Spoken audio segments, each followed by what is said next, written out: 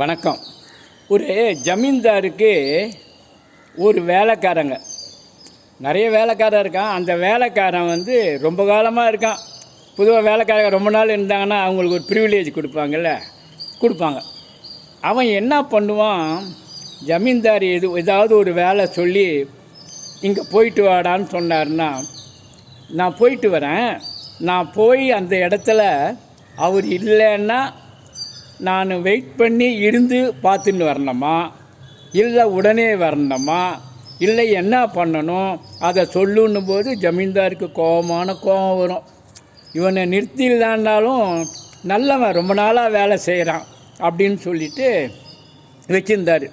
கடைசியில் என்ன பண்ணார், ஒரு நாள் இவன் இம்சை தாங்க முடியாமல் நான் ஒரு முட்டாள் அப்படின்னு ஒரு போர்டு ஒன்று செஞ்சு அவன் மேலே உள்ளே கழுத்தில் போட்டு, அது பாரு இந்த சின்ன போர்டு எல்லோரும் இங்கே வச்சுக்கிறாங்க பாருங்கள் ஐடி ஃபீல்டில், அதை மாதிரி உனக்கு நான் ஒரு முட்டாள்னு ஒரு ஒன்று சின்னதாக போட்டு இதெல்லாம் போட்டுருந்தாங்க.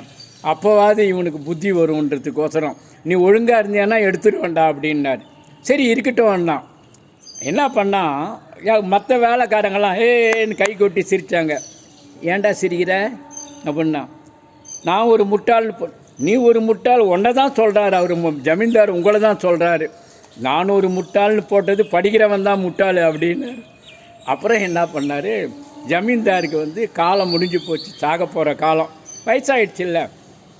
அப்போ எல்லாரையும் கூப்பிட்டு என்ன ஏதுன்னு சொல்லிவிட்டு, என் காலம் முடிஞ்சு போச்சு, நான் பகவான்கிட்ட போகிறேன் நான் அப்படின்னும் போது, இந்த நான் ஒரு முட்டாள் வச்சுருக்கானே அவன் ஜமீன்தார் ஐயா, நான் போய் குதிரை எடுத்துன்னு வரட்டுமா உங்களுக்கு மேலே அந்த நீங்கள் சொல்கிற இடத்துக்கு போகிறதுக்கு? அதுக்கெல்லாம் குதிரையெல்லாம் போகாதுடா, அதுக்குன்னா நடந்து போனோன்னா நான் கூட வரேன்னா. நீ எல்லாம் வர முடியாது, நான் தான் போனோம் அப்படின்னா.